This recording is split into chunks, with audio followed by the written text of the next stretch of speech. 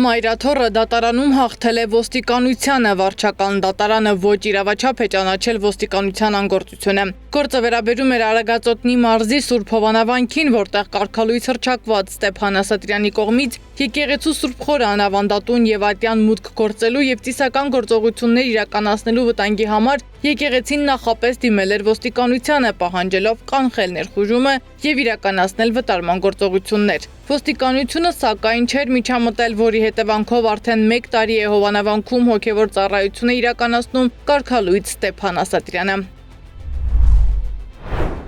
Քանի որ մենք դիմել ենք ոստիկանությանը, որպեսզի իրենք վտարեն, արտադատական նման ընթացակարգ կա, եւ ոստիկանությունը անգործություն է դրսևորել, մենք դիմել ենք ընդդեմ ոստիկանության։ Սա առանձին գործ է ոստիկանության անգործության առումով։ Ասատրյանը նախ խոչընդոտել է մյուս հոգևորականի մուտքը վանք, ապա փոխել վանքի դռների կողպեքներն ու հրաժարվել է դուրս գալ այն բնակարանից, որը նրան տրամադրել էր կաթողիկոսը հոգևոր ծառայությունը Հովանավանքում անցնելու համար։ Լսել ենք, չենք ընդունում, ոչ մի բանի պարտավորություն էլ չունենք։ Պետք է նաև նույնիսկ բոլոր ձեր քահանայական պարտականությունները, որ քահանայական պարտականություն, ես հիմա էլ քահանա եմ։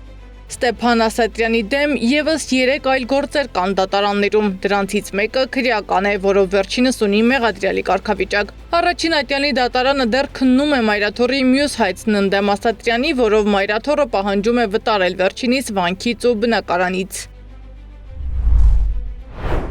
Նրա վտարելու հայցերը դեռևս առաջին ատյանում են, ավելին ասեմ, Ստեփան Ասատրյանի դեմ նաև քրեական հայց կա ներկայացված, ինքը հիմա մեղադրել է ճանաչված Հովանավանքի օգտագործմամբ Մայրաթոռի վնաս հասցնելու մեղադրանքով։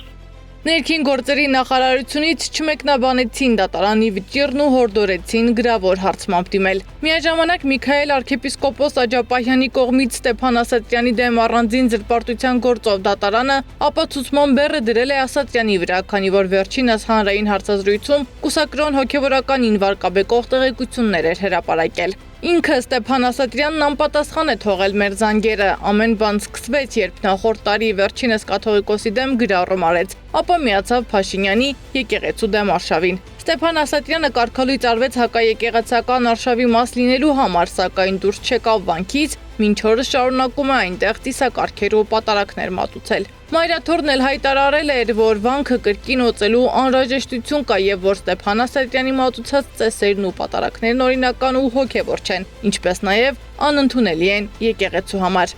Սեդա Մակարյան, Նոնա Գևորգյան, ABC Media։